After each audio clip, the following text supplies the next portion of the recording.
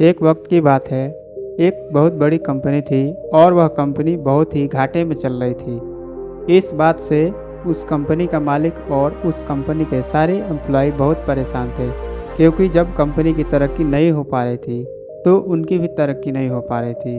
अब उस कंपनी के सारे लोग इस बात से परेशान थे कि आखिर किस वजह से हमारी कंपनी की तरक्की रुक सी गई है। सारे लोग उस वजह को ढूंढने में लगे थे। तो एक दिन उस कंपनी के मालिक ने सभी एम्प्लॉय की टेबल पर एक लेटर रखवा दिया।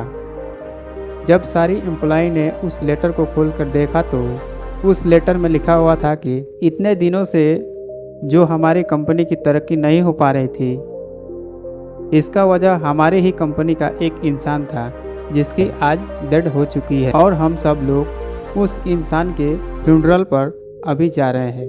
सारे लोग रेडी हो जाओ। जब सारे एम्प्लॉय ने वह लेटर पढ़ा तो एम्प्लॉय को खुशी तो बहुत हुई कि जिस इंसान की वजह से हमारी कंपनी की तरक्की नहीं हो पा रही थी, अब वह इंसान इस दुनिया में नहीं रहा और अब हमारी कंपनी फिर से तरक्की करने लगेगी।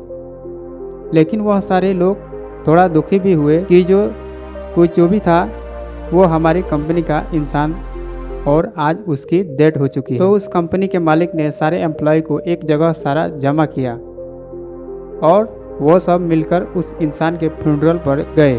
और वहाँ एक बड़ा सा हॉल था और उस हॉल के बीच एक कैफिन रखा हुआ था। अब उस कंपनी के सारे एम्प्लॉय एक एक करके उस कैफिन के पास जा रहे थे और उस इंसान को देख रहे थे। सारे एम्प्लॉय यह देखने के लिए एक्साइटेड थे कि आखिर वह इंसान कौन था। तो जब एक एक करके सारे एम्प्लॉय उस कैफिन के अंदर देख रहे थे तो सारे हैरान हो जा रहे थे। उस कैफिन में कोई इंसान नहीं था, बल्कि उस कैफिन में एक मिरर रखा हुआ था। सारे एम्प्लॉय को अपनी ही शक्ल नज़र आ रही थी।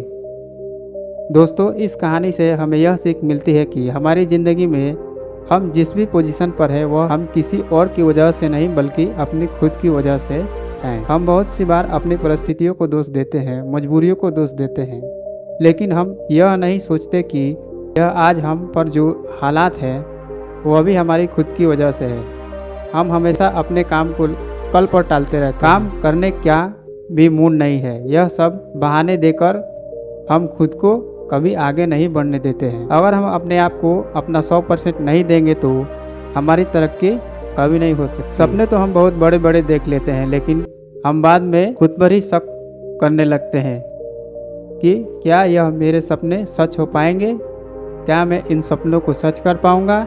यह शक हमारे दिल में इसलिए पैदा होता है क्योंकि हमें खुद का पता होता है कि मैं आज सारा दिन किन चीज़ों पर लगा रहा हूँ। हमें रोज़ रात को गिल्ट महसूस होता है कि मैं आज का दिन बर्बाद कर दिया, वेस्ट कर दिया और काम के नाम पर कुछ नहीं किया।